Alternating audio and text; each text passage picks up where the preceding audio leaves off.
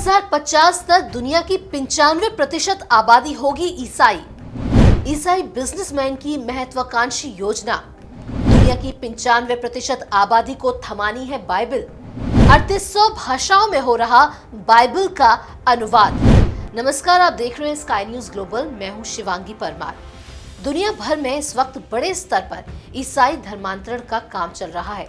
भारत में भी ईसाई मिशनरियों द्वारा गरीब, आदिवासी, मजबूर हिंदुओं का सफलतापूर्वक धर्म परिवर्तन जारी है।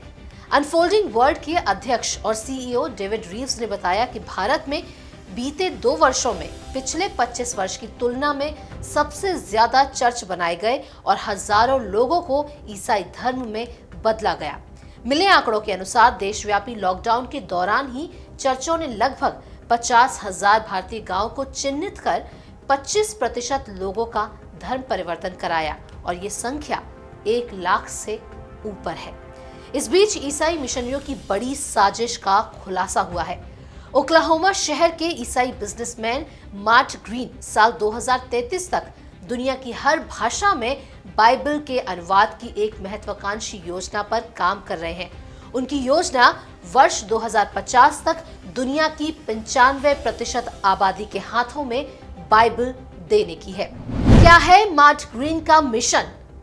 मार्ट ग्रीन ने अपने अभियान के लिए सभी प्रमुख बाइबल अनुवाद संगठनों के साथ मिलकर आई वॉन्ट टू नो यानी मैं जानना चाहता हूं बाइबल के अनुवाद का मिशन चला रहे हैं।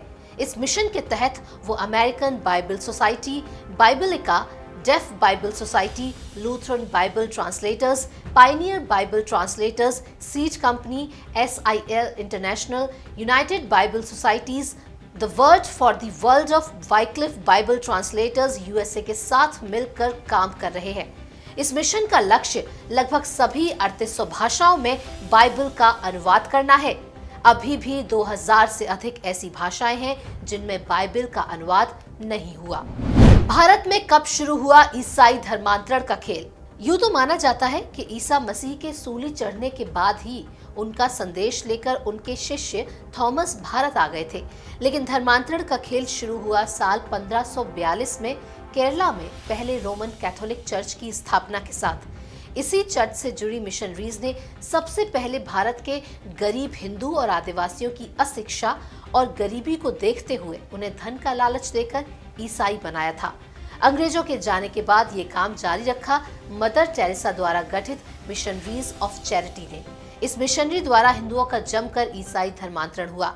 साल 1947 में बंटवारे के बाद से लेकर अब तक भारत की जनसंख्या 3 गुना से ज्यादा बढ़ी है, लेकिन ईसाइयों की आबादी 80 लाख से बढ़कर 2.8 करोड़ हो गई है।